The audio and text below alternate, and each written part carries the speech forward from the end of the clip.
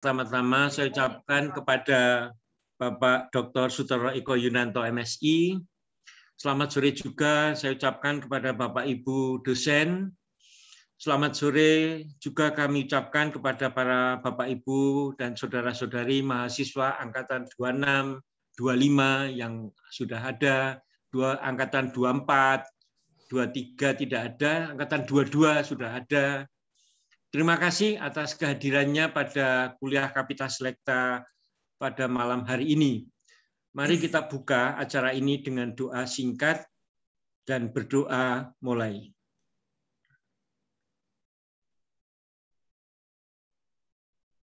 Selesai. Bapak, Ibu, dan saudara sekalian, biasanya pemerintah dalam menghadapi berbagai masalah itu kelihatan kuatnya, tegarnya, kelihatan sebagai institusi yang begitu kokoh dalam memerintah rakyatnya. Namun tidak demikian ketika harus berhadapan dengan COVID-19. Institusi pemerintah seolah lemah, seolah kurang berdaya. Di hadapan COVID-19 seolah pemerintah tak mampu berbuat banyak. Begitu juga dengan otoritas dan kapasitasnya. Ketika berhadapan dengan COVID-19, seolah itu tak terlihat.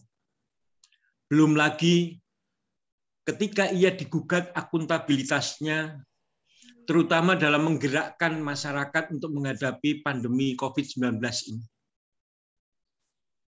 Tapi sebetulnya pemerintah harus bagaimana? Ternyata ketika saya bertemu dengan satu pertanyaan itu, saya tak mampu menjawab. Apalagi di hadapan seorang pakar pemerintah daerah maupun pemerintah desa sekaliber Bapak Dr. Sutoro Eko Yunanto MSI ini.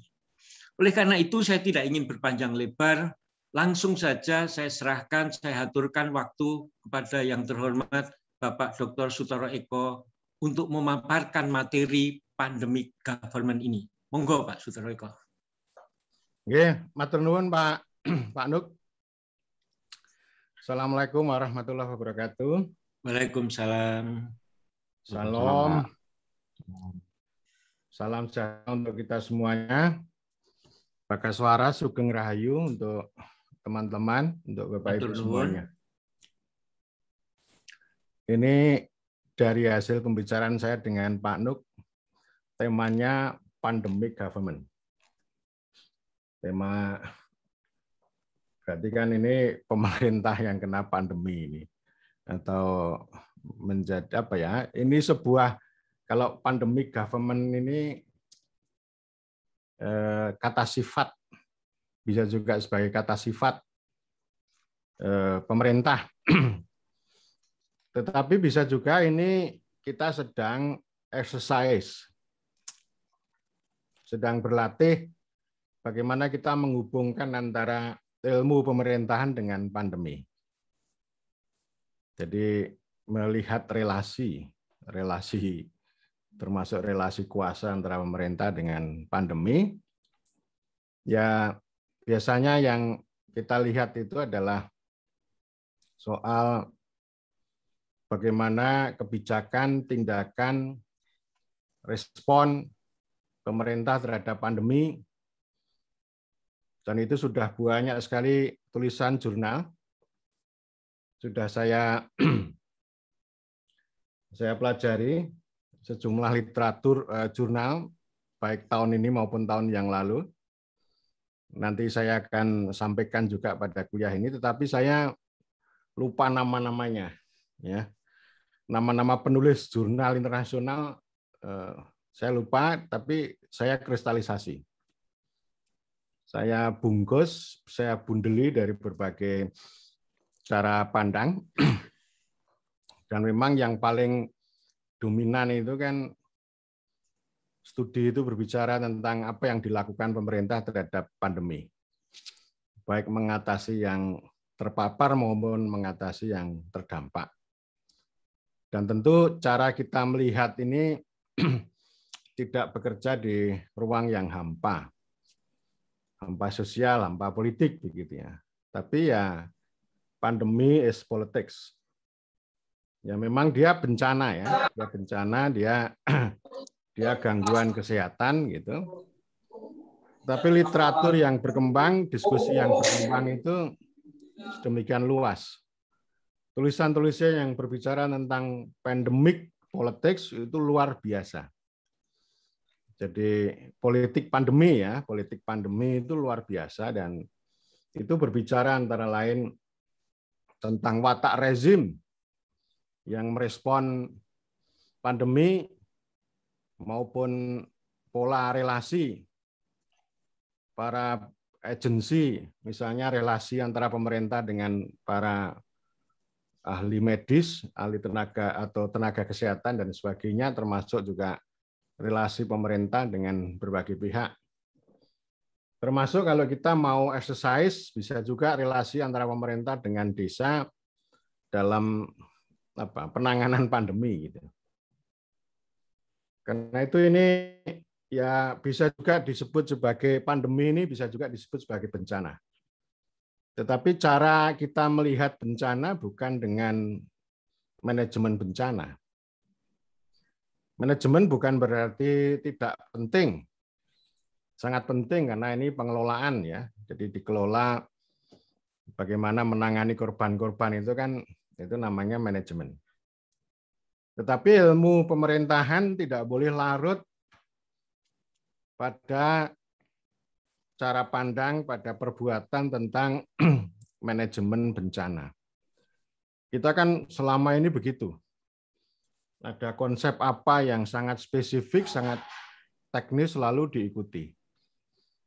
Dibesar-besarkan. Misalnya kayak manajemen bencana, terus lalu ada saya agak susah mengatakannya.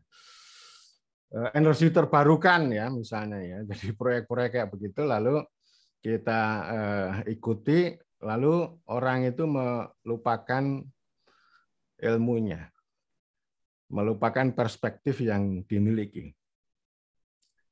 Karena itu saya selalu mendorong ya para mahasiswa, para dosen ilmu pemerintahan itu melihat apapun, melihat hajat hidup orang banyak, melihat bencana, melihat pandemi itu dengan pemerintahan. Ya memang ini mirip-mirip dengan politik, tetapi perbedaannya kalau politik itu titik tekannya ya pada kekuasaan, ilmu pemerintahan itu berbicara tentang bagaimana kekuasaan itu dilembagakan menjadi kewenangan. Ya memang ilmu politik itu bisa lari kemana-mana ya. Bisa, dia kan ekspansif ilmu politik itu. Mau ngomong apapun bisa dia. Seperti hanya sosiologi. Sosiologi pandemi juga bisa, politik pandemi juga bisa. Tapi kalau istilah pemerintahan pandemi itu tidak lazim. Termasuk istilah pandemic government ini itu belum lazim ya. Dan karena itu ini ada dua keyword, dua kata kunci yang akan saya sampaikan pada kesempatan kali ini. Yang pertama ya kata sifat itu tadi, pandemic government. Ya, jadi pemerintah yang bercorak pandemik itu macam mana gitu ya. Seperti apa gitu. Itu yang pertama. Kemudian yang kedua, governing pandemi. Ya, bagaimana pandemic government ini menggovern memerintah pandemi. Jadi ini yang pertama itu berbicara tentang kata kerja, ya kata kerja. Yang dua ya, mohon maaf ya, governing pandemi itu berbicara tentang kata kerja, lalu pandemic government itu berbicara tentang kata sifat. Keduanya terkait.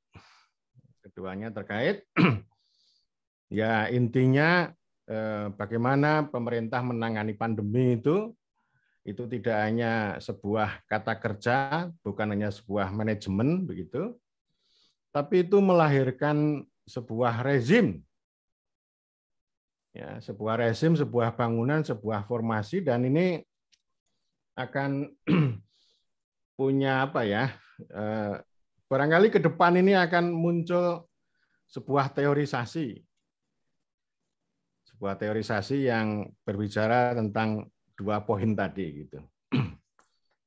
Nah, dari itu saya akan mengatakan ya pandemi itu bencana, tapi kita letakkan pada sebuah konsep yang disebut oleh sosiolog, namanya apa namanya? Aduh susah banget. Orang Jerman, Beck gitu ya. Jadi lidahnya susah. Tentang risk society, ya, masyarakat resiko.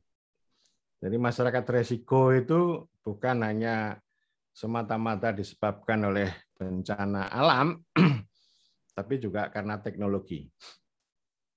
Jadi pandemi COVID-19 ini itu sebagai bencana modernitas karena kemajuan teknologi, kemajuan ilmu pengetahuan. Kita bisa membaca buku Rob Wallace.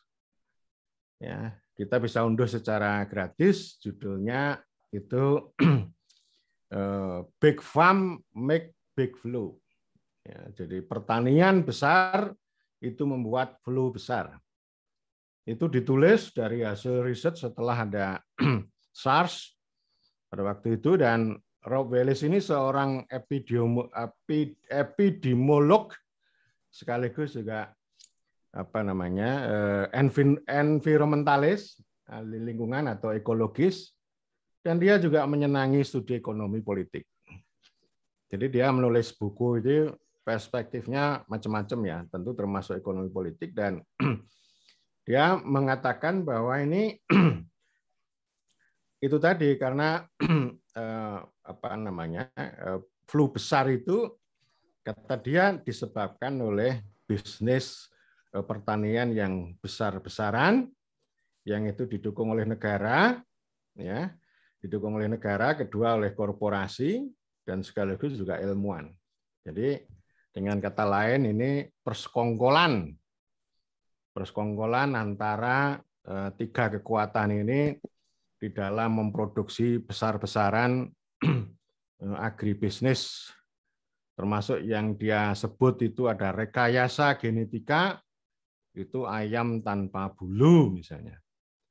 Dia menunjukkan bahwa dengan adanya korporasi atau kapitalisme yang begitu besar, itu mau tidak mau harus memproses proses ekonomi itu begitu cepat, dan justru dengan kekuatan mereka itu menciptakan kerusakan ekologi, kerusakan lingkungan.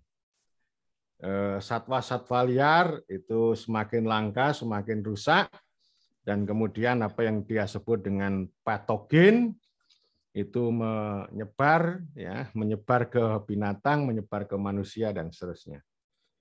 Jadi itu sebenarnya diawali dari krisis lingkungan, krisis ekologi, dan krisis ekologi itu karena ya itu tadi kalau istilah Slavoj Žižek, ya, Slavoj Žižek ini itu terjadi karena kapitalisme barbar. Ya, jadi kapitalis yang serakah, kapitalis yang barbar itu yang istilahnya spiritnya kalau Anda bisa mengambil 10, kenapa hanya mengambil 1 gitu.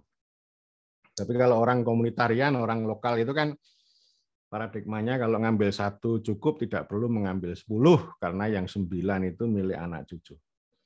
Jadi dimensi keberlanjutan itu dipegang betul oleh pengetahuan lokal ya. Tapi kalau pengetahuan global ya memang itu bermanfaat, ilmunya itu kan rekayasa genetika itu bermanfaat. Tapi itu kan menimbulkan tragedi bersama. Ya. Jadi itu banyak sekali kalau di Amerika itu ada kubu yang kritis ya terhadap kapitalisme, dan ada kubu yang sangat pro kapitalisme gitu. Jadi ini saling berdebat, dan nanti di sana juga ada perdebatan bagaimana pemerintah harus menyikapi semacam itu.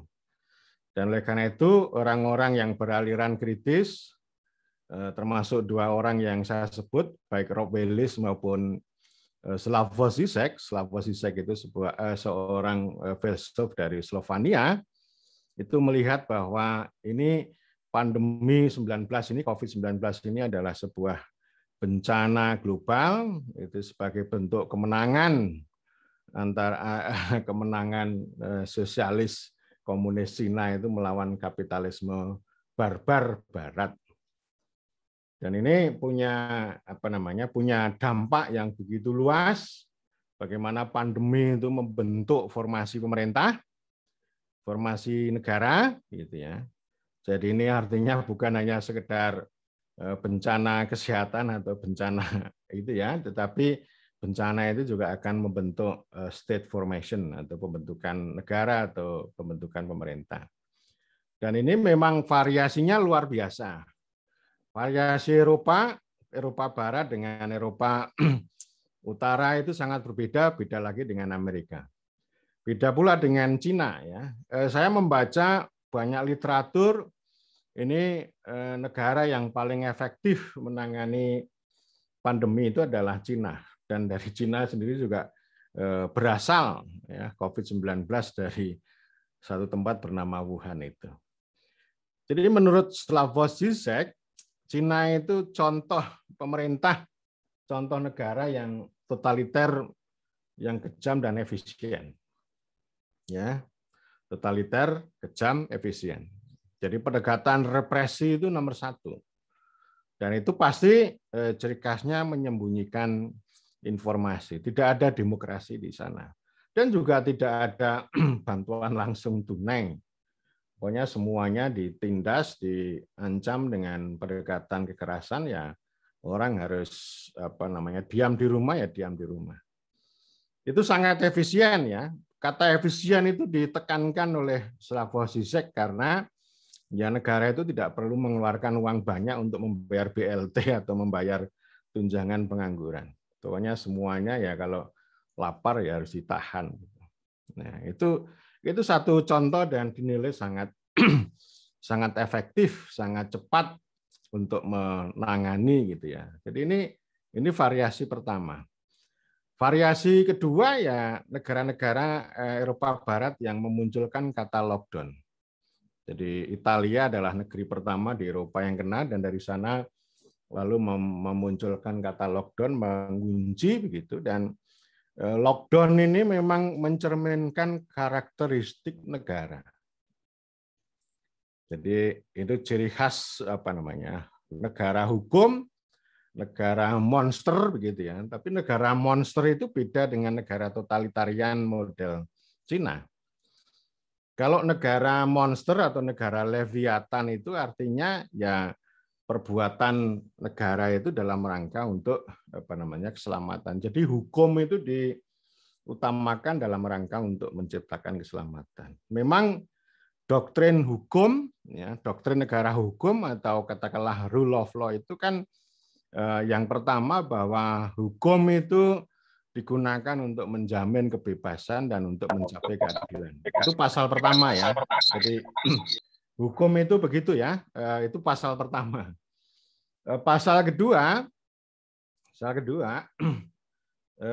hanya orang yang melakukan kejahatan yang akan dihukum, gitu ya. Artinya yang dikenai sanksi, dikenai ancaman, bahkan dihukum di penjara itu hanya orang yang pihak-pihak yang melakukan kejahatan. Kejahatan itu artinya ya merusak atau merugikan orang lain, begitu ya. Sehingga ini yang kemudian menjadi problem yang sangat serius itu ketika pandemi kan orang itu harus disuruh berdiam diri, social distancing, lockdown dan sebagainya ini ya. Padahal kan yang namanya berkumpul itu suatu kebajikan, satu kebaikan, dan itu tradisi alamiah umat manusia. Sehingga namanya berkumpul itu ya hak asasi manusia, ya hak warga negara di seluruh negeri di muka bumi ini. Kecuali di negara-negara yang totaliter ya. Negara-negara yang menganut rule of law, menganut negara hukum, legal state, berkumpul, berserikat, itu dilindungi. Itu termasuk kebebasan alamiah yang paling dasar, itu kebaikan. Tapi ketika ini pandemi muncul, maka ini hak-hak yang sangat baik itu ya, berkumpul dan sebagainya itu dipotong ya, dan itu menggunakan pasal yang ketiga. Dalam situasi darurat, maka ya, keselamatan rakyat itu merupakan hukum tertinggi. Jadi yang pasal 1 sama pasal 2 tidak berlaku gitu ya. Itu kan biasanya beda ya. Biasanya kalau ada kalimat-kalimat yang ini biasanya kembali ke pasal 1 begitu. Tapi kalau ini kembali ke malah justru yang dipakai pasal 3, pasal 1 sama pasal 2 tidak berlaku. Saya lupa bahasa Latinnya ya. Tapi nanti bisa dicari ya. Itu sering dikemukakan oleh siapapun dalam situasi bencana, dalam situasi darurat, maka keselamatan rakyat itu adalah hukum tertinggi. Jadi bukan kebebasan ya. Nah, karena itu ini kebebasannya diambil begitu, tetapi keselamatannya diutamakan. Baik keselamatan dari ancaman pandemi maupun keselamatan hidupnya, sehingga negara mengeluarkan uang yang sangat besar, baik itu memberikan bantuan kepada korporasi maupun kepada warga negara. Jadi artinya ini boros, jadi tidak efisien. Yang membedakan ya ini sama ini yang rezim totaliter model Cina ini sama model Eropa Barat ini ya sama-sama mengunci, sama-sama membatasi kebebasan, sama-sama pembatasan terhadap atau disebut dengan social distancing begitu. Tetapi yang membedakan kalau Cina itu efisien, kalau di Eropa Barat itu bukan boros ya, tapi berbiaya besar. Jadi kocek negara tabungan yang sudah dilakukan ratusan tahun itu harus dikeluarkan untuk membiayai keselamatan itu. Ya, itu model Eropa Barat ya. Itu ciri khas Eropa Barat itu ciri khas betul negara hukum, negara kesejahteraan. Itu Eropa Barat. Tapi kalau di Eropa Utara seperti Swedia dan teman-temannya yang kita kenal negara kesejahteraan, itu dia tidak tidak melakukan pembatasan itu ya, pembatasan sosial gitu, tetapi lebih mengutamakan pada aspek aspek ini ya, aspek imunitas ya, mohon maaf ya. Jadi dia lockdown-nya tidak terlalu kenceng, pembatasannya tidak terlalu kenceng, jadi hampir sama. Jadi mereka tidak hampir sama dengan Indonesia. Kata lockdown, kata penguncian tidak dipakai gitu. Tapi yang dikemukakan ya, dikemukakan itu adalah imunitas. Dan biaya yang dikeluarkan itu tidak sebesar yang dikeluarkan negara-negara yang telah melakukan lockdown. Nah, itu satu lagi gitu. Dan kemudian yang model lainnya lagi ya model Amerika ya. Model Amerika itu dia negeri yang sangat liberal, negeri yang sangat demokratis, korbannya sangat banyak, kematian banyak gitu. Dan ada penelitian yang berkembang di jurnal yang saya baca, negeri-negeri yang bebas, yang terbuka itu justru pemerintahnya tidak begitu efektif dalam menyelamatkan nyawa orang. Ya, di Amerika itu tingkat kematiannya justru sangat besar begitu ya. Nah, Amerika itu bergolak antara paradigma limited government dengan big government. Antara pemerintah yang terbatas dengan pemerintah yang besar. Pemerintah yang terbatas, aliran pemerintah yang terbatas itu mengkritik campur tangan pemerintah. Pemerintah jangan membatasi kebebasan, pemerintah jangan mengeluarkan uang banyak, pemerintah jangan membatasi perdagangan, membatasi pasar dan sebagainya. Jadi limited government ini itu sebuah aliran yang mengutamakan kebebasan. Kebebasan artinya ya kebebasan pasar, kebebasan politik, kebebasan berkumpul, kebebasan berserikat dan sebagainya. Pemerintah jangan campur tangan di situ. Dan itu disuarakan oleh banyak pihak. Karena justru kalau pemerintah itu campur tangan itu sebenarnya dari sana mau ada permainan bagaimana uang negara itu harus digelontorkan, itu yang selalu dikritik gitu. Jadi artinya kalau orang aliran limited government itu akan selalu curiga. Ini kalau pemerintah mengeluarkan uang banyak ini sebenarnya interestnya siapa kan gitu. Ya pasti interestnya para pihak di tangan negara maupun pihak-pihak yang minta pertolongan. Jadi artinya kan orang yang sangat liberal itu selalu kritis terhadap para pihak yang minta pertolongan pada pemerintah. Nah, sebaliknya yang aliran big government itu memanggil atau recall pengalaman Franklin Delano Roosevelt, ya.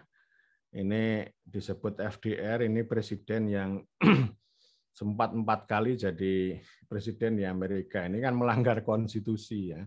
Sebenarnya konstitusi Amerika itu kan ya presiden itu kan hanya 2 kali. Tetapi pengalaman Franklin Delano Roosevelt, ini dia mulai menjadi presiden tahun 33 ketika depresi besar.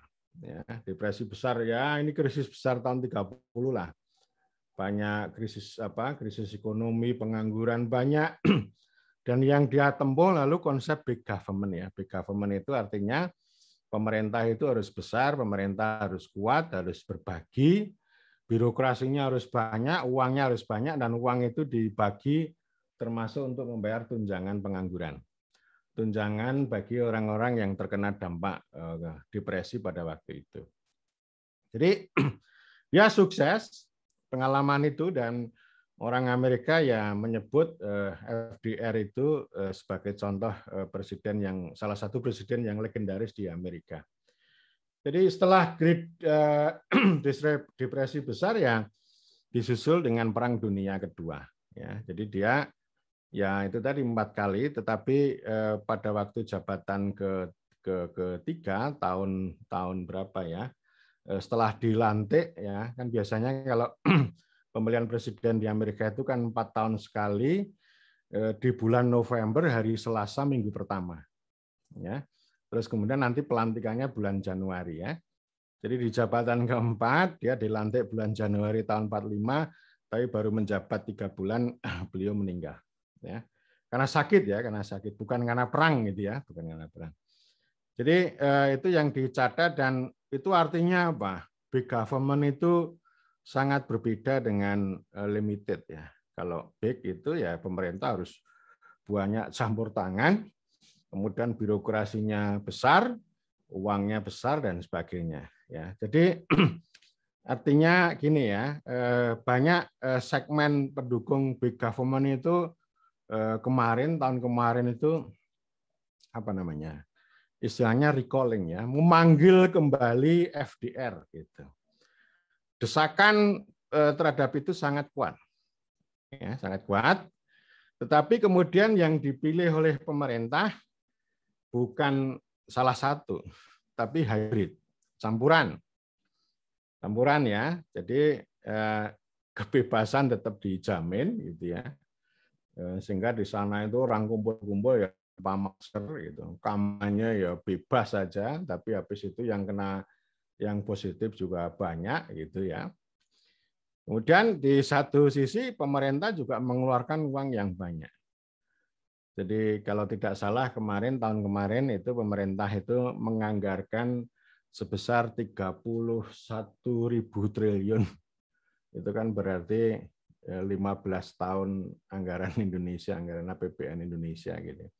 Itu digunakan ya untuk tunjangan-tunjangan itu. Jadi uang yang besar itu menandai sebagai salah satu tanda penting bagi big government, terus kemudian ya kebebasan mobilitas dan sebagainya itu untuk menandai limited government. Jadi artinya demokrasinya tidak dibatasi, ya kumpul-kumpulnya tidak dibatasi, tapi kalau orang mau mengisolasi diri, orang mau menjaga distance itu ya haknya setiap orang. Jadi bukan karena dipaksa oleh pemerintah begitu. Jadi itu cara Amerika, artinya ya demokrasi tetap jalan. Jadi pandemic government-nya itu, pandemic government model Amerika itu ya kombinasi atau hybrid campuran antara model limited government gitu ya.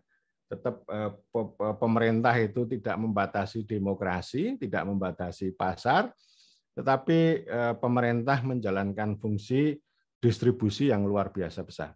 Ya, jadi proteksinya diserahkan aja pada mekanisme pasar gitu, tetapi tetap saja pemerintah memberikan distribusi dan kemudian yang dalam waktu yang sangat cepat itu Amerika bisa melakukan vaksin dalam jumlah yang luar biasa, baik itu vaksin Johnson & Johnson maupun Moderna. Dan sekarang Amerika membantu Indonesia untuk Moderna itu. Ya, jadi itu satu contoh begitu ya. Dan kemudian kalau Indonesia bagaimana, dan ada juga literatur yang memang berbeda-beda. Ada kosakata bagaimana ini ya. Ada pertanyaan begini maksud saya. Pandemic government ini macam mana? Kalau itu dikaitkan dengan 3 jenis kerasi, 3 jenis kekuasaan, yaitu demokrasi, birokrasi, dan teknokrasi, gitu ya. Nah, kalau yang tadi Amerika itu, yang hybrid itu campuran ya demokrasi tetap jalan, demokrasi jalan, birokrasi juga jalan. Birokrasinya menjadi besar karena kerja-kerja untuk distribusi proteksi itu memerlukan kerja ekstra birokrasi, dan yang jauh lebih penting ya itu tadi biaya yang dikeluarkan oleh pemerintah itu sangat besar. Jadi itu model hybridnya begitu. Dan kemudian kalau ini studi-studi di tempat lain termasuk di Australia itu memunculkan kosakata bernama ini ya, bernama teknokrasi autokratis. Ya, teknokrasi autokratis. Jadi ini artinya bukan teknokrasi yang demokratis begitu, bukan artinya limited government atau demokrasi itu tidak dibuka, tapi malah justru dimatikan. Yang paling menonjol itu adalah teknokrasi yang autokratis. Ciri khasnya apa? Ciri khas yang pertama bahwa institusi-institusi demokrasi itu dipotong, jadi tidak punya peran ya. Misalnya parlemen, ya parlemen tidak punya peran. Jadi artinya ini ciri khas pertama itu di satu sisi ada konsentrasi kekuasaan di tangan eksekutif, dan itu ciri khas di mana-mana ya. Entah itu di Cina, di Amerika, kemudian di Eropa, itu konsentrasi kekuasaan tangan di eksekutif. Itu ciri khas pandemic government ya. Nah, yang membedakan kalau legislatif di Amerika itu masih jalan, tetapi yang teknokrasi autokratis ini, apalagi yang totaliter di Cina, itu fungsi legislatif itu tidak berjalan sama sekali, malah dimatikan ya. Jadi mati gaya gitu. Jadi politisi legislatif itu mati gaya, nggak bisa punya peran. Kemudian yang eksekutif yang tadinya tidak nongol bisa nongol. Contohnya gubernur. Gubernur di Indonesia ini kan dalam situasi normal nggak banyak berperan. Tetapi sekarang gubernur itu luar biasa. Jadi ini justru berkahnya bagi para gubernur untuk nongol ya, secara politik ini keuntungan bagi para gubernur gitu ya. Nah, itu konsentrasi kekuasaan di tangan eksekutif dengan kontrol legislatif yang menurun begitu ya. Kemudian yang kedua, kebebasan dan kebaikan gitu ya. Kebebasan yang didasarkan pada kebaikan termasuk berkumpul dan sebagainya itu dipotong dan digantikan dengan tadi ya, keselamatan. Jadi keselamatan itu lebih utama dibanding dengan kebaikan maupun kebajikan sosial. Dan itu sangat dipengaruhi oleh tadi ya pasal ketiga hukum itu tadi. Tapi juga dipengaruhi ini ya ciri khas ketiga itu para ahli itu tampil di depan. Jadi dia naik tangga. Jadi politisi dilampaui sama mereka ya. Entah epidemolog, terus kemudian ahli kesehatan masyarakat, lalu ahli medis dan sebagainya. Mereka itu punya kekuasaan yang sangat besar. Jadi mereka disebut sebagai kekuasaan yang apolitis dan kekuasaan yang rasional. Jadi apa yang kita kenal dengan apa namanya MM itu ya, yang dulu 3M lalu sekarang kalau nggak salah 5M atau 6M itu adalah ekspresi kekuasaan para ahli yang di sini disebut sebagai teknokrasi. Jadi istilahnya teknokrasi itu dia melampaui ya, mengungguli demokrasi. Ya. Nah kalau kan bedanya tadi kalau negeri-negeri di kita itu teknokrasi mengungguli demokrasi, kalau di Eropa itu hukum, ya hukum itu nomor 1. Tapi kalau model Amerika ya demokrasi itu ya masih tetap ditegakkan, kebebasan masih tetap ditegakkan. Tapi kalau di tempat kita ini demokrasi diturunkan, lalu yang dinaikkan adalah teknokrasi. Jadi kosakata tentang yang MM tadi itu ekspresi teknokrasi, tetapi bukan berarti bahwa teknokrasi itu bekerja di ruang yang hampa, karena ya tidak tunggal pendapat para ahli itu. Saya sampai bosan kalau lihat di TV itu yang selalu muncul ya epidemiolog yang dari Griffith University, terus kemudian ketua Asosiasi Kesehatan Masyarakat, sampai bosan saya melihat itu. Jadi sangat membosankan. Tetapi tetap saja begini ya, ada ruang politik.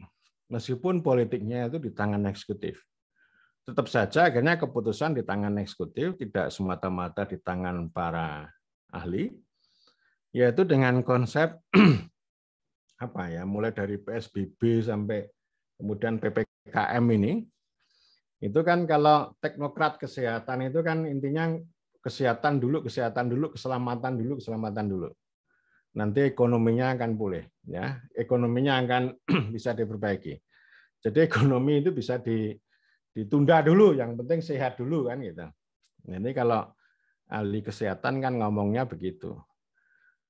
Tapi di Indonesia itu poin penting yang mau saya katakan bukan pada aspek kebebasan.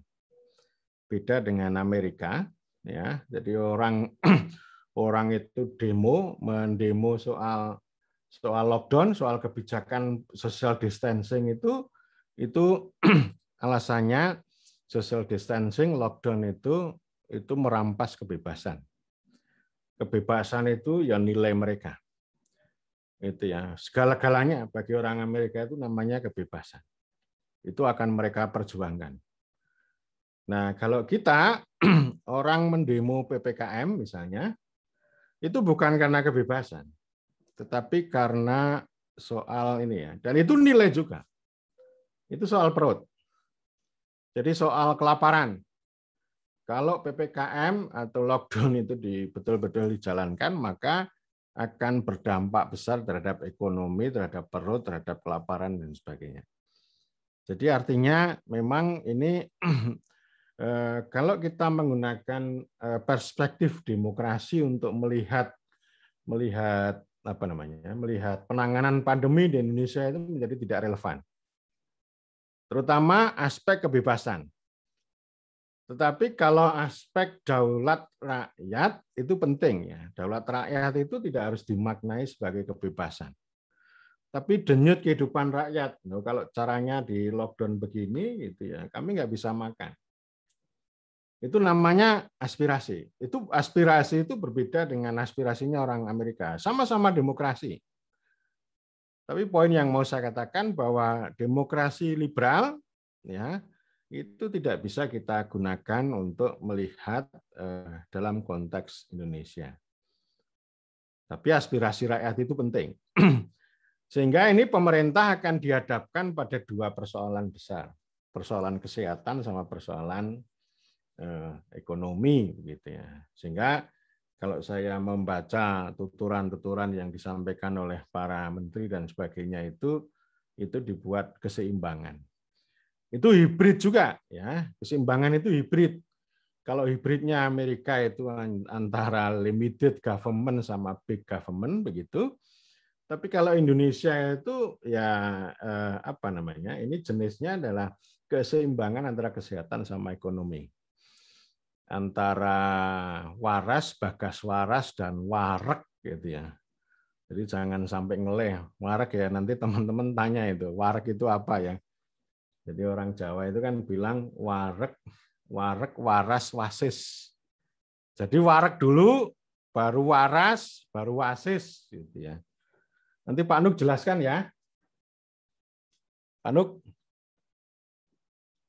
Jauh, di mood, Pak. Nanti dijelaskan istilah 3W gitu ya. Jadi memang itu aspirasinya sama-sama demokrasi, tapi cara mengukurnya kan beda, cara melihatnya kan beda. Ya kalau orang Amerika ya kebebasan ya, tapi kalau ya aspirasi itu kan macam-macam ya. Ada aspirasi yang mengatakan kebebasan, ada aspirasi yang mengatakan ya perut itu nomor satu. Ya. Jadi keseimbangannya di sini hibridnya itu ada di situ begitu ya. Sehingga memang saya tidak setuju juga kalau pandemic government di Indonesia itu ditandai dengan itu tadi teknokrasi otokratis. Ya, teknokrasi otokratis. Kalau teknokrasi otokratis itu ya artinya bahwa pendapat ahli, artinya ini prokes lah, prokes itu ya. Jadi protokol kesehatan itu kan ekspresi dari teknokrasi. Itu tidak sepenuhnya. Tetap ada kelonggaran ya. Jadi aktivitas ekonomi, aktivitas sosial itu juga diperbolehkan, jadi tidak dikunci, tapi itu dibatasi. Itu pun ya luar biasa lah. PPKM ini itu dampaknya luar biasa. Ya, terutama terhadap perut, terhadap kehidupan ekonomi itu luar biasa besar, dan itu bisa kita saksikan di mana-mana. Itu suasana kebatinan. Jadi yang terjadi kalau di kita bagi rakyat kecil ya justru bahayanya juga resiko besarnya itu bukan pada pandeminya, tapi pada dampaknya itu ya, bukan pada terpaparnya, tapi pada dampaknya.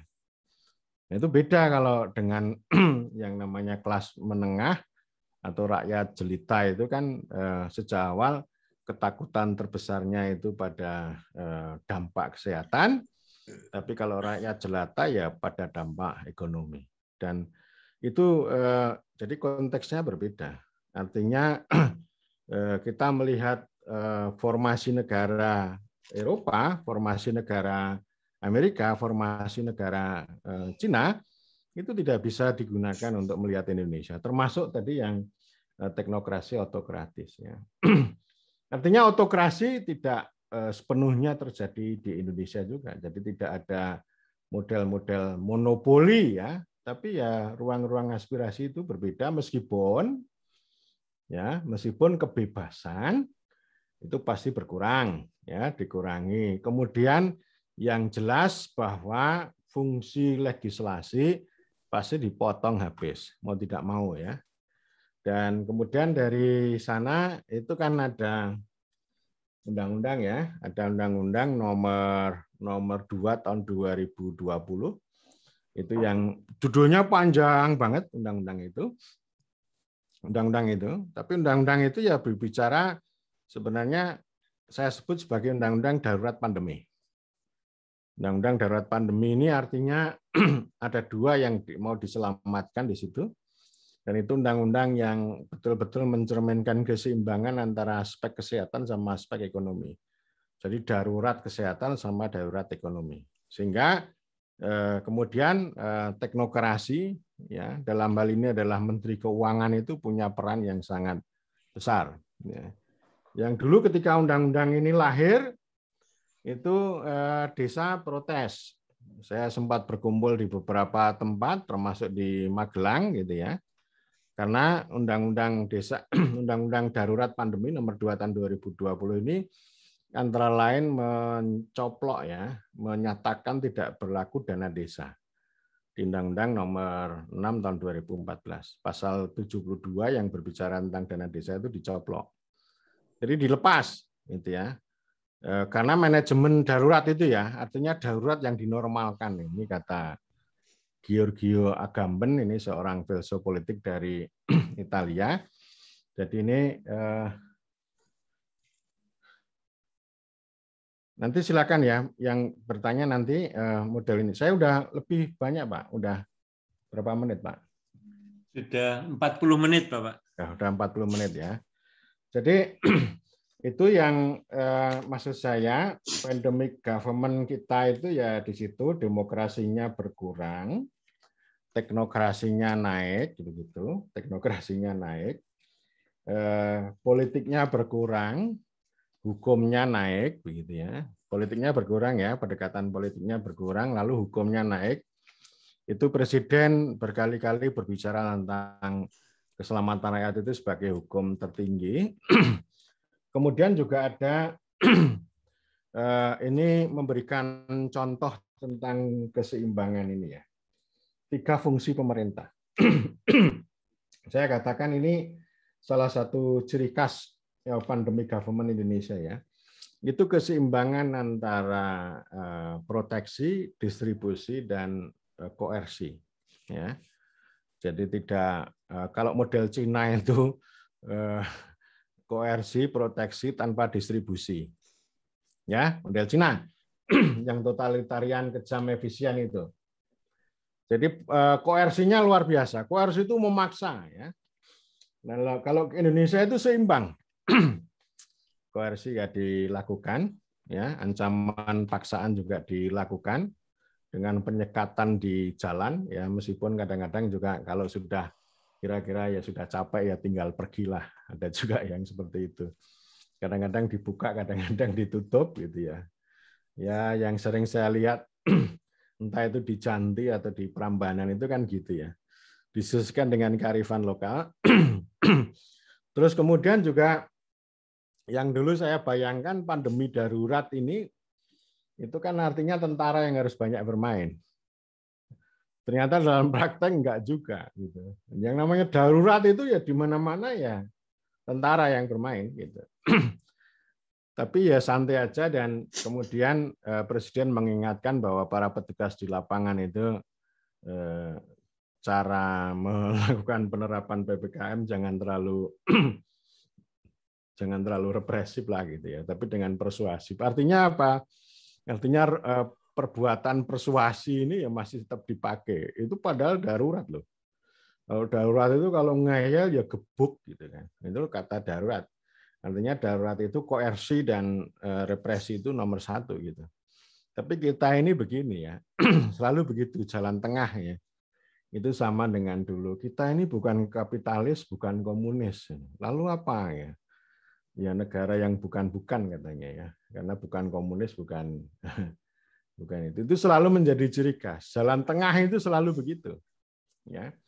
Jadi artinya kita ini koersinya jalan, distribusinya jalan, ya. Distribusi itu ya banyak lah, distribusi BLT itu, termasuk BLT dana desa juga jalan, meskipun dana desa itu dihapus dari Undang-Undang Desa, tapi kenyataannya dana desa itu masih ada, ya, masih ada. Dan itu adanya dana desa itu menggunakan undang-undang darurat tadi, Undang-Undang nomor 2 tahun 2020. Nomenklaturnya masih sama, tapi cara penanganannya lalu teknokratik. Yang sebelumnya juga sudah teknokratik, tapi maksud saya di masa pandemi itu sudah diatur sedemikian rupa. Jadi artinya apa? sentralisasi ada, tetapi gotong royong juga ada, gotong royongnya ada. Jadi ya desa juga dikerahkan harus bermain gitu ya, daerah juga harus bermain, perangkat desa itu banyak punya sumbangan. Artinya ini tidak seperti big government di Amerika. Kalau big government di Amerika itu ya birokrasi yang bermain. Tapi kalau kita ini tidak hanya birokrasi, tetapi juga ada desa, juga ada solidaritas dan sebagainya. Itu saya kira uniknya Indonesia itu ada di situ, gitu ya. Sehingga memang kalau yang jalan tengah itu biasanya ya semuanya diakomodasi gitu, tetapi kelemahannya ya tujuan besarnya itu belum tentu bisa dicapai dengan baik ya. Jadi yang mau saya katakan sekali lagi keseimbangan itu kata kunci ya. Untuk memahami pandemi government di Indonesia itu adalah kata keseimbangan. Keseimbangan apapun. Ya, demokrasi yang masih ada, teknokrasi juga ada gitu. Kemudian fungsi proteksi, fungsi distribusi dan koersi semuanya jalan gitu, semuanya jalan. Vaksin itu juga fungsi proteksi, itu semuanya jalan dan itu didistribusikan dengan baik gitu ya. Dan kemudian juga artinya meskipun ya itu praktek di lapangan kan gitu. Misalnya para aparat itu entah itu di Koramil atau di Polsek itu kan mereka itu setiap hari ya berhubungan dengan masyarakat lah. Kalau masyarakat kumpul-kumpul itu seperti sholat Idul Adha yang kemarin itu kan sebenarnya dilarang gitu. Tapi di praktek ya nanti tentara sama polisi itu ya bolehlah, tapi diam-diam ya, jangan kelihatan ya. Jadi artinya apa? Siasat lokal itu selalu ada. Itu ciri khasnya begitu. Yang penting seluman-selumun selamat itu. Ya itu saya kira keunikan Indonesia itu artinya kita itu tidak bisa negara banget gitu ya. Ya, tidak bisa negara banget, tidak bisa demokrasi banget, tidak bisa teknokrasi banget gitu. Ya artinya ya ya begitulah lah. Jadi ini yang seimbang seperti itu. Kecuali yang paling menurun perannya adalah institusi legislasi, ya parlemen, DPRD dan sebagainya itu pokoknya zaman pandemi ini mati gaya lah. Jadi nggak banyak punya peran sehingga banyak orang mengusulkan ya gedung parlemen itu baik di nasional maupun di daerah itu digunakan untuk rumah sakit kan gitu ya. Ini contohnya. Jadi semakin mereka itu semakin agak dicaci gitu ya. Tetapi ada satu poin ini yang saya lupa untuk saya sampaikan. Ya, saya lupa untuk saya sampaikan itu mengenai konsep legitimasi. Ya. Ini saya kira tantangan yang luar biasa di dalam konsep teknokrasi otokrasi itu salah satu poin yang yang diperdebatkan adalah legitimasi. Artinya apa? Di dalam bencana, di dalam situasi darurat ini tidak mungkin kekuatan represi, kekuatan koersi, ancaman dan paksaan itu akan berada di yang paling tinggi. Tapi membutuhkan legitimasi. Legitimasi itu persoalan interaksi antara yang memerintah dan yang diperintah. Artinya apa? Yang kebijakan yang memerintah itu masuk akal, bisa diterima, ini ya, baik secara moral, secara pragmatis gitu, atau juga memang itu dianggap penting, ya, kebijakan itu dianggap benar, dianggap baik gitu ya. Dan kalau kita lihat dari sisi yang diatur bahwa legitimasi itu akan berbicara mengenai kepercayaan dan penerimaan. Ya. Jadi ini interaksi di situ itu legitimasinya di situ. Jadi ini tantangan yang luar biasa. Jadi artinya ya dinamika itu terjadi juga di tempat kita di Indonesia. Lama-kelamaan ya dulu orang ngeyel. Gitu. Tetapi saya melihatnya soal penerimaan ini, karena kalau legitimasi itu kan ujungnya adalah kepatuhan secara sukarela. bagaimana orang-orang yang diatur, warga yang diatur, atau masyarakat yang diperintah itu punya sukarela untuk tunduk pada kebijakan, pada aturan. Itu namanya legitimasi. Itu pada tingkat ujung. Ini saya kira ada dinamika yang sangat menarik. Ya, artinya dulu orang disuruh untuk tidak mudik, tapi mudik juga.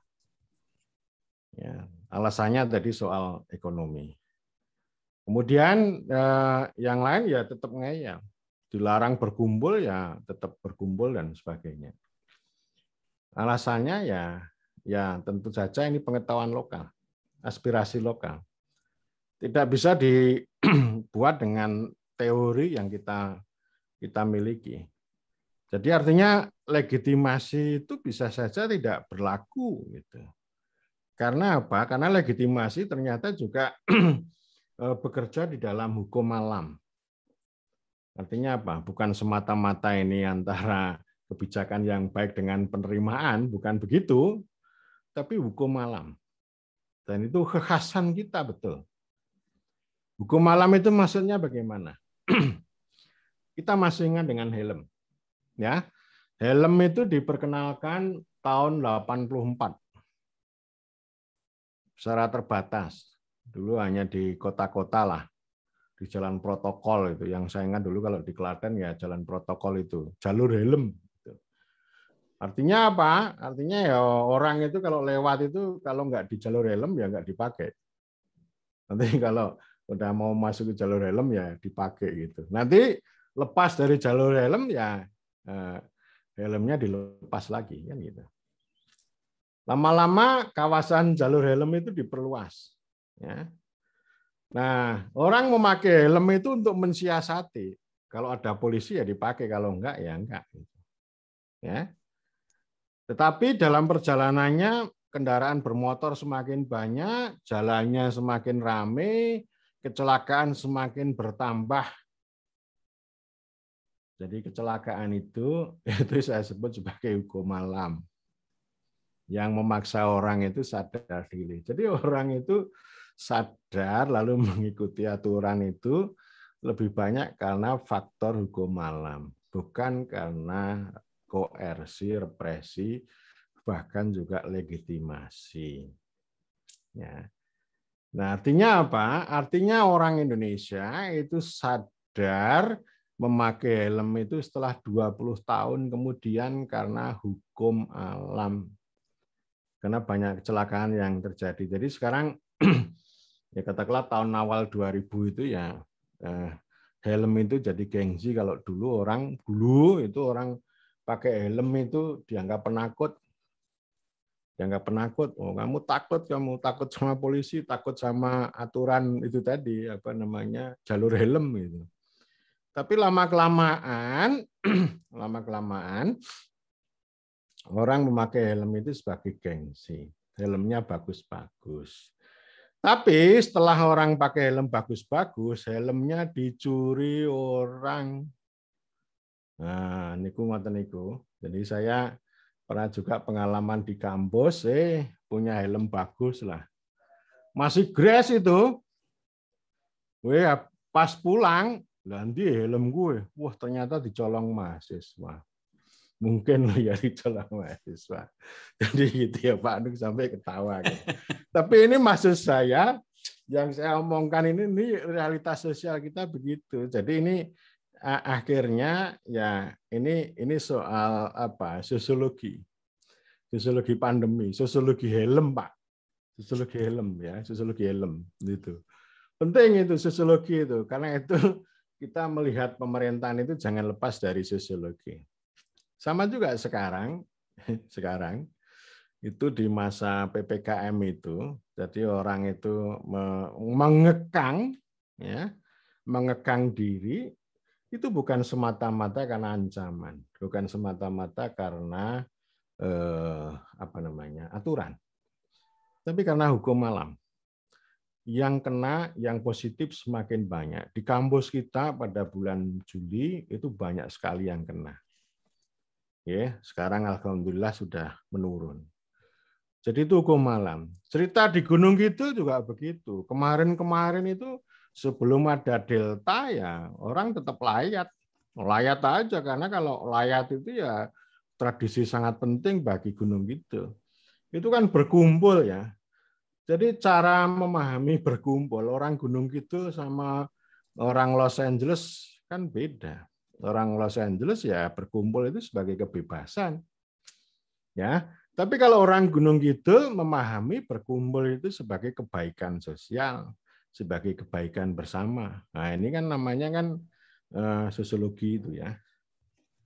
Ya, jadi itu, dan sekarang setelah delta itu muncul, ternyata yang terpapar semakin banyak, yang meninggal semakin banyak. Ya, di setiap desa ada yang meninggal, lalu orang sadar. Gitu ya. Itu orang itu disadarkan pada hukum alam. Nah, oleh karena itu tugas kita itu ilmu pemerintahan itu bagaimana menghubungkan antara sosiologi tadi, ya, hukum alam dan sebagainya itu dengan ini, sehingga ya artinya bisa saja saya ini berbuih-buih ngomong tentang pandemi government ini memang ada titik relevansinya, tapi bicara pandemi dari sosiologi juga menarik. Dan oleh karena itu, saya selalu mengingatkan bahwa kita bicara government, kita bicara pemerintahan itu jangan dilepaskan dari sosiologi. Ya, jangan lepas itu. Pemerintahan itu ya fenomena sosiologis. Ya, relasi antara pemerintah sama warga, antara pemerintah yang di pemerintah itu tidak pernah akan luput dari ruang-ruang sosial itu. Saya kira demikian Pak Nuk. Saya berharap ada diskusi, ada pertanyaan dari teman-teman. Silakan. Matur nuwun sangat Bapak Dr. Sutoro Eko Yunanto. Sebelum masuk ke tanya jawab, saya ingin melanjutkan ucapan selamat datang saya Sugeng Rawuh kepada Bapak Sugeng Rianto. Begini Bapak Sutoro Eko, Pak Sugeng Rianto ini adalah Kepala Dukcapil Provinsi Jawa Tengah. Nah, beliau ini sekarang menjadi anggota keluarga besar STPMD karena mendapatkan bunga tercantik dari mahasiswa Magister Ilmu Pemerintahan.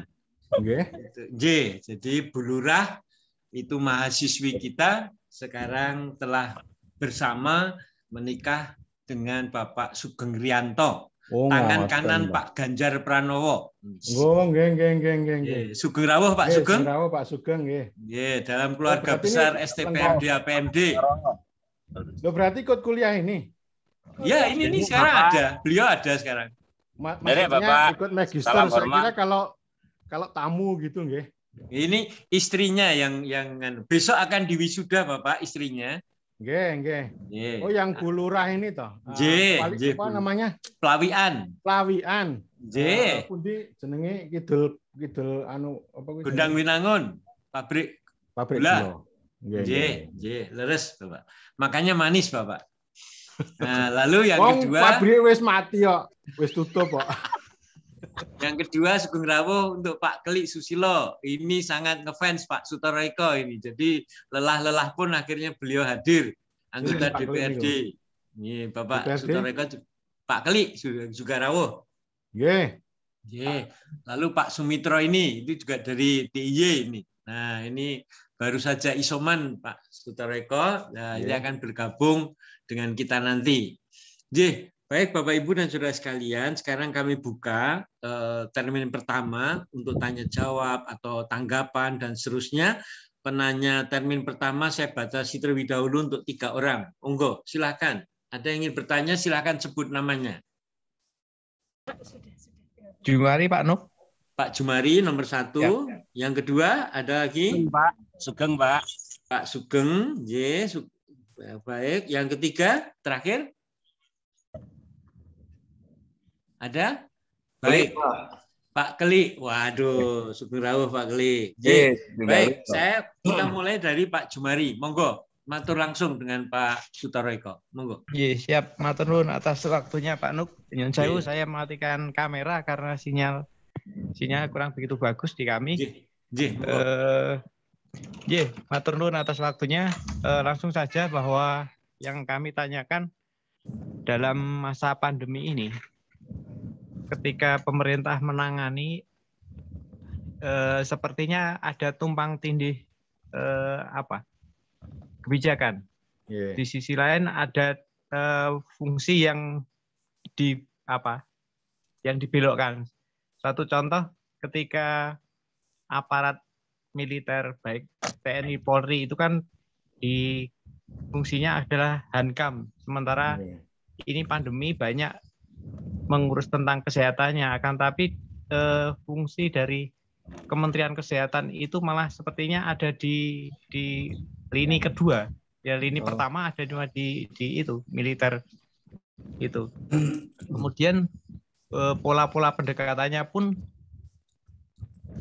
pola-pola pendekatan yang seperti militeris, pakai pendekatan militer gitu. Mulai dari ketika penyekatan, kemudian yang kedua mendirikan rumah sakit darurat itu yang mendirikan, kan di situ banyak yang terlibat malah TNI Polri. Kemudian yang selanjutnya proses sampai ke daerah pun banyak teman-teman aparat Babin dan Babinsa itu terjun langsung. Nah, itu kan nyuwun sewu, tidak merendahkan beliau selaku itu, akan tapi kan dalam menghadapi itu kan minim bekal ketika aparat TNI Polri, mereka kan bukan tenaga kesehatan, tapi diturunkan dalam kondisi saat ini kan, ini malah sepertinya ada tumpang tindih fungsi tadi yang saya disampaikan oleh Pak Toro. Nah, solusi bagaimanakah atau evaluasi bagaimanakah selama hingga hari ini proses pelaksanaan pandemi ini berlangsung gitu. Mohon pencerahan Pak Toro, terima kasih. Nggih, Pak nggih. Matur nuwun Pak Jumari. Sekarang yang kedua, monggo Pak Sugeng. Ini Pak Sutoro Iko yang tadi saya matur, Kepala Dinas Dukcapil Jawa Tengah. Monggo Pak. Nggih. Monggo. Terima kasih Pak. Sugeng dalu Pak Sutoro. Nggih, sugeng dalu Pak. Jadi ini kita nggak bicara di kantor ya. Sehari-harinya saya di Permades Dukcapil Bapak. Jadi saya banyak sukawruh Bapak untuk pemberdayaan untuk Provinsi Jawa Tengah. Tapi ini sebagai pribadi yang baru jalan dari Purwokerto Pak. Jadi on the way, mohon maaf kalau nanti sinyalnya nggak baik. Menarik sekali dari topiknya Pak Sutoro yang menurut saya ini bagawan pemberdayaan menurut saya. Pandemic government menurut saya ini terus bukan versus, malah dan. Panik government dan pandemic government. Menurut saya bukan meledek.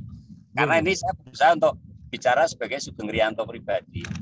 Artinya agak mirip dengan yang disampaikan oleh Pak Mitro. Bahwa kenapa dikatakan panik government? Apakah sekarang ini pemerintah baru mencari legitimasi di saat dia mendekati kekuasaan dan kekuatan, yaitu Polri dan TNI. Sementara mereka, ya Bapak tahu, kita tahu bahwa mereka ya kalau disuruh memberikan vaksinasi, apa ya bidangi. Tapi realitasnya sekarang ya saya katakan tadi panik government, Kementerian Kesehatan memberikan porsi untuk peran TNI dan Polri, apakah itu vaksinasi, tracing yang mana jelas mereka tidak mempunyai ilmunya. Ini yang saya katakan panik government, Bapak. Nah, apakah ini sebuah legitimasi dari ketidakberdayaan pemerintah? Yang pertama. Yang kedua, apakah ini simbol dari bahwa memang pandemi ini betul-betul sesuatu yang mengalahkan segalanya sehingga apapun ditempuh. Kenapa apapun ditempuh? Yang namanya tidak mempunyai basic science sama sekali. Tapi kenapa dilibatkan? Ya, ini yang saya katakan panik government. Yang kedua, menurut saya bahwa pendekatan sosial yang ditempuh di Jawa Tengah melalui apa itu Satgas Joko Tonggo. Intinya sebenarnya menghidupkan kembali dari kegotong royongan. Yuk kita bergotong royong untuk Joko Tonggo itu saling menjaga tetangga. Jadi kita tidak diperkuat oleh bantuan-bantuan Tapi justru dengan adanya Satgas Jogotongo, menurut saya ini kepedulian sosial justru malah timbul. Kenapa? Di saat pemerintah mungkin ya bantuannya terbatas, Bapak. Tapi pada saat sekarang isolasi mandiri, sekarang ada dikotomi bahwa kalau orang diisolasi terpusat, langsung mesti akan mendapatkan cap negatif, yaitu positif. Stigma negatif ini yang menurut saya ini berat sekali disandang oleh masyarakat, sehingga mereka mending isolasi mandiri.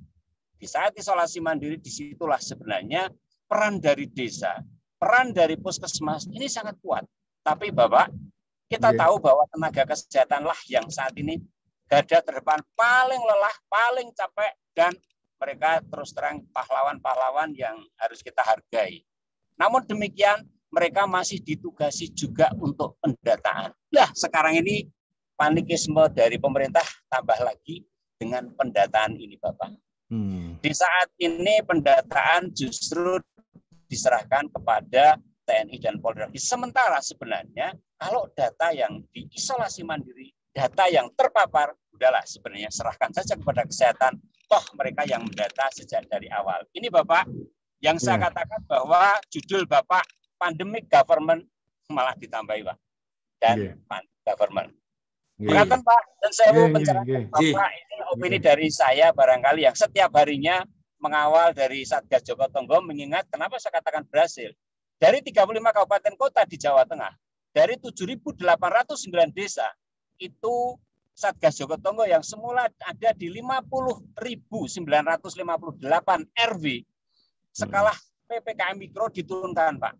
Di tingkat RT, wajib hukumnya di tingkat RT membentuk itu PPKM, waktu itu PPKM Mikro, Pak, untuk zonasi merah, kuning, hijau, ya, seperti Pelangi itu. Dan itu sukses menurut saya, Pak. Di Jawa Tengah ada 200.000 lebih RW, RT yang mencatat. Ini aja, Pak. Jadi kekuatan sosial itu sebenarnya mempunyai daya juang yang sangat bagus di samping bantuan sosial dari pemerintah mestinya. Matur nuwun. Nggih, matur nuwun sangat Pak Sugeng. Terakhir, monggo Pak Keli sekalian. Monggo. Nggih, Sugeng dalu Bapak, Pak Dr. Sutoro, Pak Nuk, dan semuanya Pak yang ikut webinar. Terima kasih. Ini langsung saja Pak, mohon izin. Saya yang pertama terima kasih sekali atas kesempatannya. Kemudian yang kedua juga kepada Civitas Akademik. Saya terima kasih sekali. Beberapa waktu yang lalu sudah yudisium dan alhamdulillah insya Allah nanti 25 Bapak. Matur nuwun. Asik, selamat. Selamat. Selamat lagi. Dan ini sangat menarik, tapi mohon maaf ini tadi saya agak terlambat banyak karena ada kegiatan di Bendungan Bener tadi. Dengan tema yang pandemik government ini Pak Toro, ini saya terakhir itu tadi Bapak ngendiko ada satu berkaitan dengan pelemahan legislasi Pak.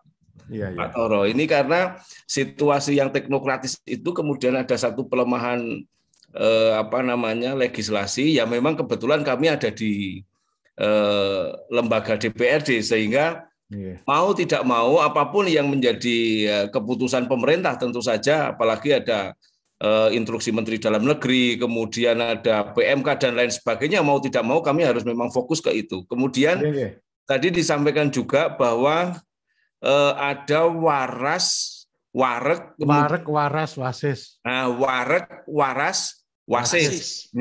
Ini ada 3 hal itu. Ini pada saat hal-hal seperti ini tentu saja mesti ada satu skala prioritas di situ.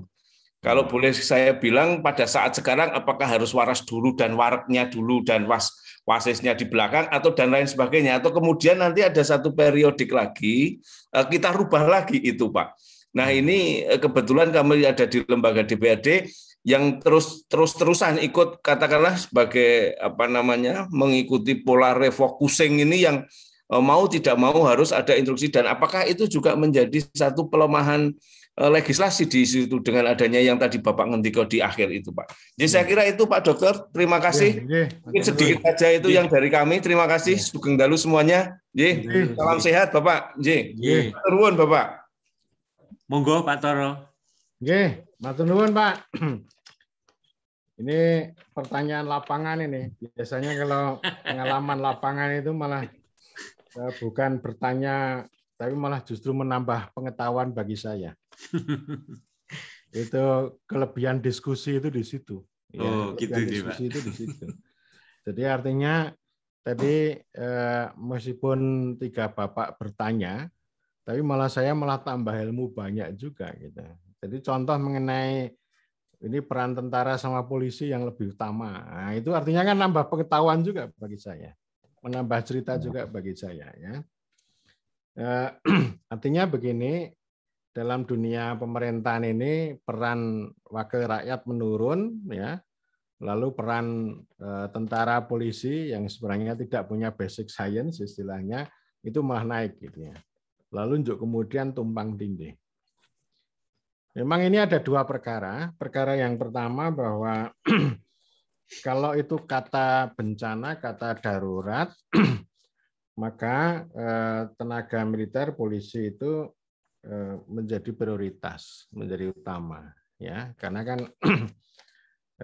itu istilahnya kan kalau peran tradisional tentara itu kan berperang, ya. Lalu peran yang non tradisional itu ya menangani bencana itu. Itu sudah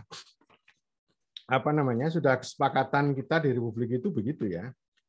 Tetapi memang yang tidak menarik, lalu yang tidak punya basic science ya nyuntii dan sebagainya itu yang kemudian salah kaprahnya di situ. Ya. Dan karena kita ini memainkan yang kedua, ya, karena kemudian dibuat seimbang, itu dampaknya itu ya tumpang tindih tadi. Ya. Jadi artinya itu kan kosakata tanggung jawab bersama itu loh, istilah yang saya tidak suka itu. Ini pandemi ini tanggung jawab bersama gitu ya. Akhirnya tidak ada yang bertanggung jawab. Itu selalu bahayanya begitu. Semua dikasih peran. Ya, itu menarik itu. Semua dikasih peran itu menarik. Gotong royong. Ya. Tetapi yang terjadi ya selalu ada negatifnya. Negatifnya yang tumpang tindih itu, tumpang tindih itu 11-12 dengan jungkir balik, dengan salah kaprah. Ya, itu kita di situ. Dan memang ini menjadi pertanda bagi panik. Tapi panik semacam ini ya itu dari dulu, Pak. Tidak hanya pandemi pun ya panik juga gitu. Jadi kalau mengatasi banyak hal itu selalu dengan model jungkir balik ini ya. Jadi kata koordinasi, kata tanggung jawab bersama itu terjadi karena otoritas yang ora tegas. Pembagian kewenangan itu sing ora cetha, sing ora tegas. Saya itu pernah bertanya pada seorang kawan, kenapa sih kok tentara itu ngurusi vaksin? Ini angkatan laut semuanya gitu. Kok tidak Kementerian Kesehatan? Jawabnya teman saya ya, orang penting. Mas, pakai bahasa Jawa, tapi saya bahasa Indonesia kan. Orang mampu. Kementerian Kesehatan orang mampu. Baik itu tenaganya, pembiayanya dan sebagainya. Jadi ini akhirnya ya kekuatan tentara, kekuatan polisi ini yang kemudian dikedepankan. Itu jawaban seorang teman saya, orang penting lah di sana. Saya itu kan sebenarnya juga punya punya cara pandang seperti bapak-bapak tadi. Tapi jawabannya ya kayak gitu. Tapi terus saya selalu menyampaikan, ya itu baik pada satu sisi, tapi akan jelek pada sisi yang lain, gitu ya. Ya tumpang tindih dan sebagainya itu dampak yang tidak bisa dihindari dari kosakata tanggung jawab bersama. Kosakata gotong royong, tapi dalam hal pelaksanaan fungsi pemerintah, gitu ya. Dan ini ketika kata panik itu judul buku yang tadi filsuf Slovenia yang saya kutip, namanya Slavoj Žižek, itu bukunya itu yang gede tulisannya panik gitu ya. Lalu di dalamnya ada, kalau disambung lalu ada kata pandemi gitu. Tapi yang dibesarkan panik. Ya itu pasti Pak, itu pasti membuat panik di mana-mana, dan itu artinya ya karena banyak hal kebajikan-kebajikan yang sudah disusun itu kan hancur semuanya. Sehingga harus dengan cara-cara darurat yang harus ditempuh dengan cara istilahnya darurat yang dinormalkan itu akhirnya yang ditempuh, dan itu pasti panik. Dan selalu begitu, Pak, selalu begitu. Nanti akan terulang lagi. Kalau ada kalau ada bencana entah itu gempa atau tsunami atau apa, itu akan selalu begitu. Tetapi ketika panik ini muncul, itu akan selalu diselamatkan dengan gotong royong, Pak. Tadi Bapak ngendika soal jogo tonggo itu kan bagian dari solidaritas. Jadi artinya itu ciri khas Indonesia itu ciri khas struktur sosial dan formasi negara kita. Jadi artinya pemerintah yang panik itu akan selalu diselamatkan oleh formasi sosial, formasi negara dan struktur sosial yang mengedepankan pada modal sosial tadi. Entah itu solidaritas atau gotong royong dan sebagainya. Sehingga ini selalu dimanfaatkan untuk menyelamatkan itu.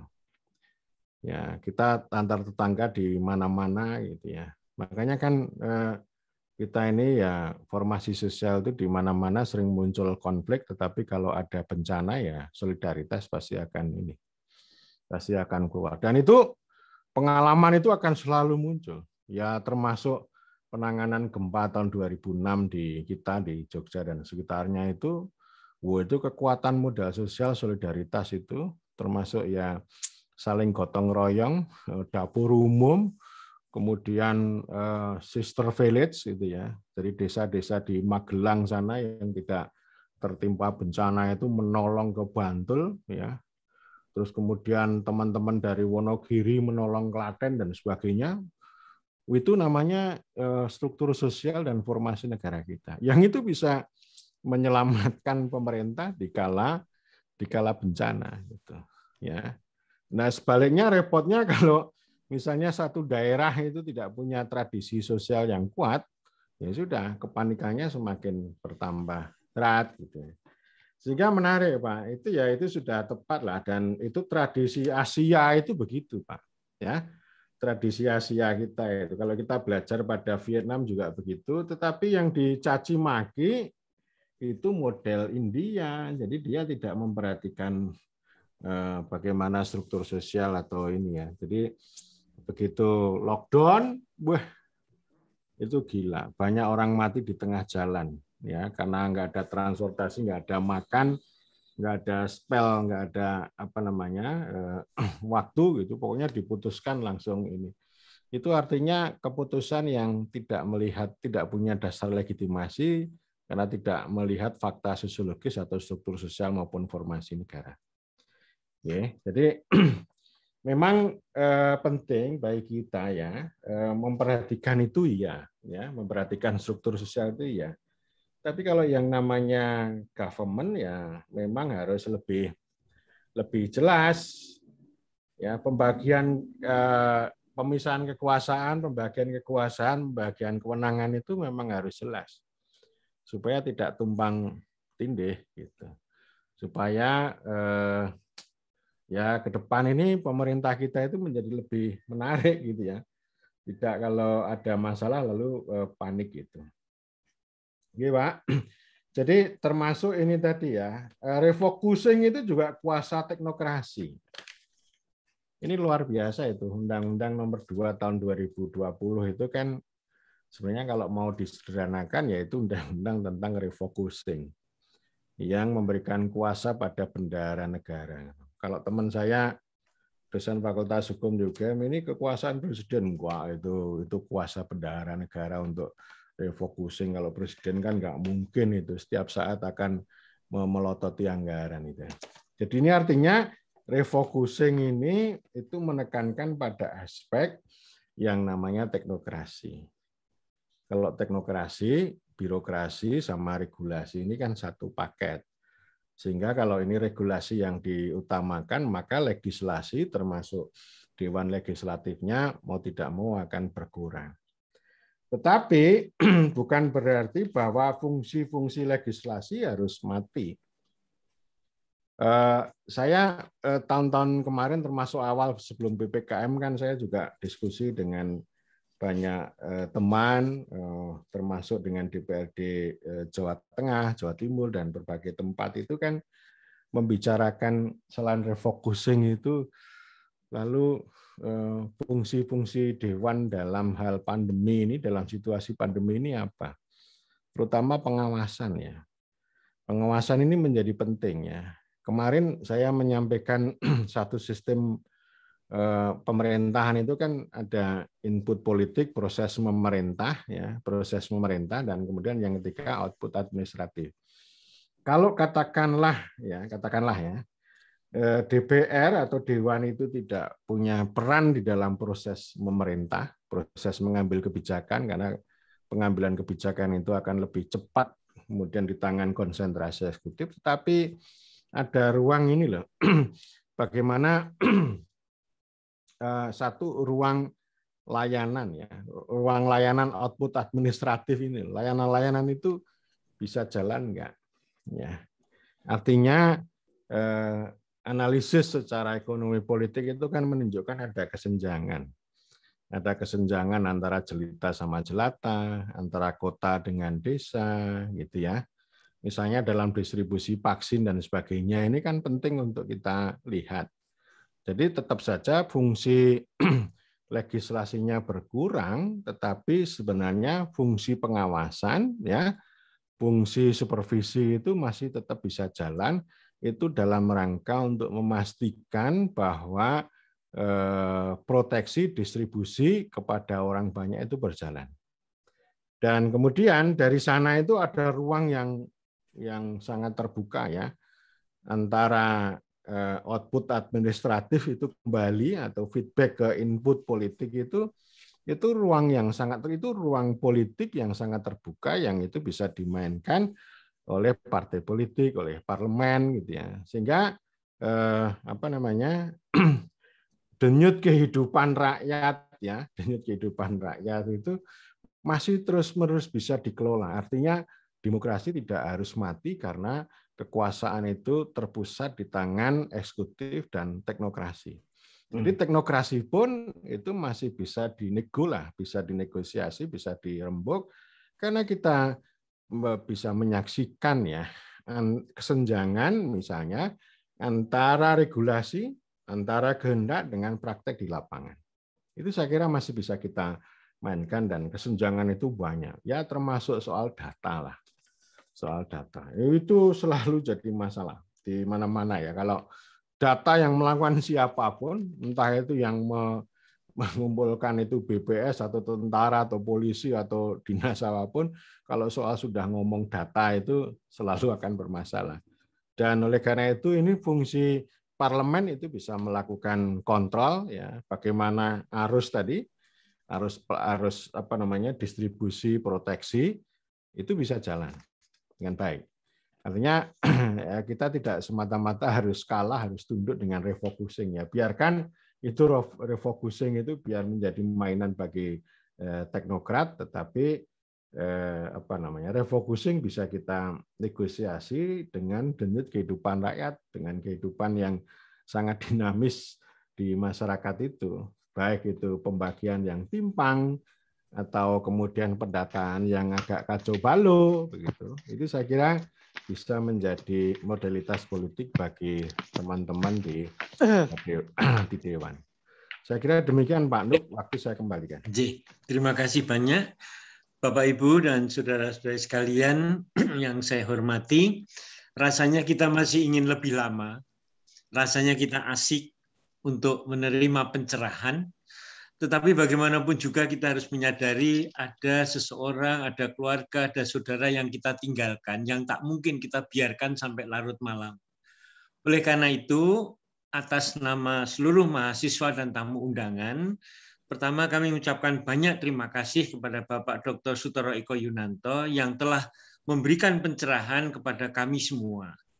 Yang kedua, kami juga ingin berterima kasih kepada para tamu undangan, khususnya para calon wisudawan inilah saat gembira Anda bersama kami. Semoga tetap akan terjalin silaturahmi, persahabatan, kekeluargaan dengan kami. Nah, Bapak, Ibu, dan saudara sekalian, sebagai acara terakhir, ada dua hal ingin kami sampaikan. Pertama, kita akan foto bersama terlebih dahulu, maka mohon kamera dibuka. Setelah itu, para tamu undangan dan narasumber, Bapak Dr. Sutoro Eko, bisa meninggalkan ruang daring ini. Kami masih akan bertemu dengan para mahasiswa aktif Angkatan 26. Para mahasiswa Angkatan 26, kami mohon waktunya nanti 5 menit setelah acara foto bersama. Sekarang silahkan dibuka kameranya, Mas Putra. Oke, Pak. Untuk slide 1 mungkin kameranya bisa di-on-kan dulu semua. Siapa saja, slide 1 kan nggak jelas, Mas. Semua aja biar dibuka dulu. Oke, dibuka dulu, Pak ya. Silahkan dibuka. Saya hitung sampai 5 untuk slide 1. 1, 2, 3, 4, 5. Ya, terus slide 2, monggo. Oke, Pak.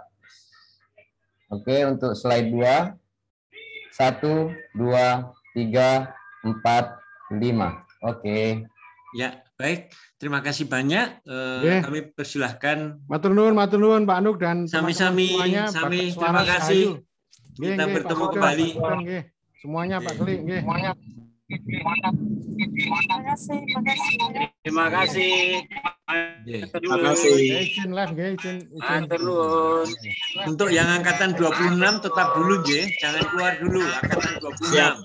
Siapa? Siap. Ya. Mas Putra jangan dimatikan dulu ya. Sebentar, diberi pengumuman dulu sebentar.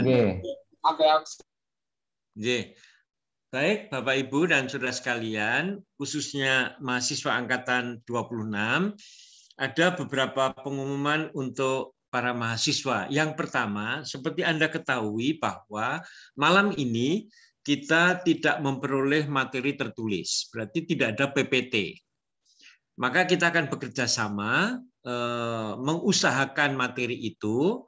Saya akan bekerja sama dengan Mas Putra. Mas Putra itu juga lulusan MIP yang sekarang menjadi tenaga pendidikan di STPMD APMD juga. Orangnya ganteng, baik hati, belahan hatinya ada di sebelahnya. Saya sedikit merayu dia supaya menyediakan rekaman ini tadi untuk kita semua. Besok akan saya urus supaya rekaman bisa saya kirim lewat WA Group, Bapak Ibu. Itu pengumuman saya yang pertama. Yang kedua, tadi saya sudah bertanya, siapa koordinator dari Angkatan 26 ini? Katanya adalah Anissa. Nah, kemungkinan saya akan mengundang koordinator dulu untuk ikut rapat secara daring dengan kami untuk membahas tentang field study. Ya, supaya kita tidak terlambat dan terjadi kepanikan seperti sebelum-sebelumnya.